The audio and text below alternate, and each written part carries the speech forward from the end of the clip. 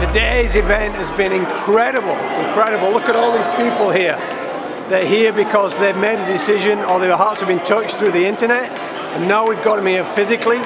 They heard a message, they were here to worship, they're here to fellowship, they're getting fed the Word of God, and they're also just being put together as the family of God together. It's just very, very exciting.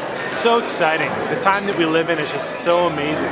The fact that by utilizing technology along with people that are on the ground in ministry, we can see some of the greatest things that we've ever seen in the body of Christ. What I've been telling our guys here, it brings the city to our doorstep, where we have a limited capability of reaching people through Homes of Hope, through Mercy Ministries, through going down to Zona Norte and feeding food to the homeless.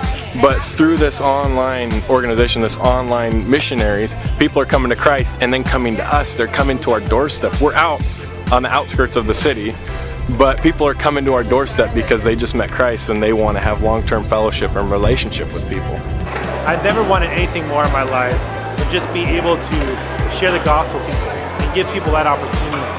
Now we're doing something today that's just so unprecedented, where people are able to find the gospel in the privacy of their home on their computer, but yet because of this event, because of YWAM, Global Media Outreach, coming and working together, we were then able to connect them to other people, let them share time of worship together, let them see the fellowship of God within the family of God, and then give them the opportunity to now begin to grow in a journey of learning about who God is while walking together.